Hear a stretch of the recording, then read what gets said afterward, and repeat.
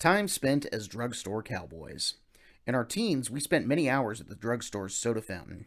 Al Chuck was the pharmacist and the proprietor and lived with his sister Val by the baseball field in a nicer than average home.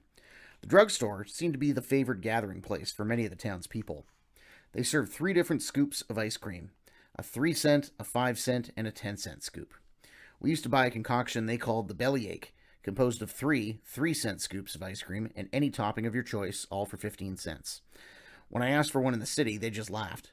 One lady soda jerk told me they had all the ingredients, but I would have to make my own bellyache. The outside world didn't know what they were missing. Soda water with flavoring in it was called phosphate in earlier days, and if you added ice cream, it was called a soda. The banana splits were almost too much of a good thing. They seemed like the girls were practicing their confectionery artistry when they created them.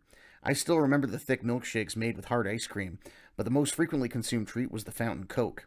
This was a drink of soda water and Coca-Cola syrup in cola-shaped glass. We sipped down many a Coke as we discussed solutions to local, national, and world problems. These boring subjects would soon change to familiar topics such as hunting, fishing, and sports, and occasionally to girls, a topic with which we were less familiar.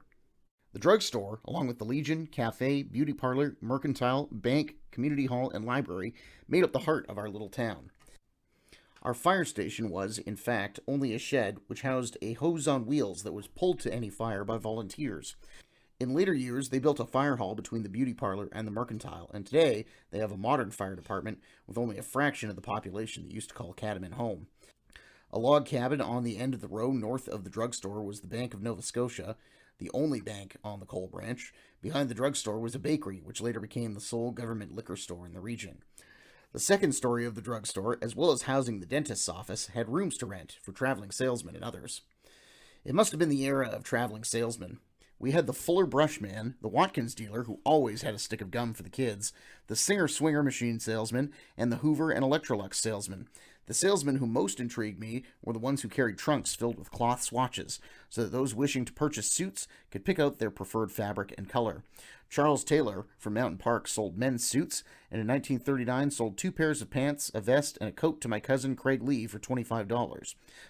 Con Doherty of Catamount was also a traveling salesman, and I understand he was well named.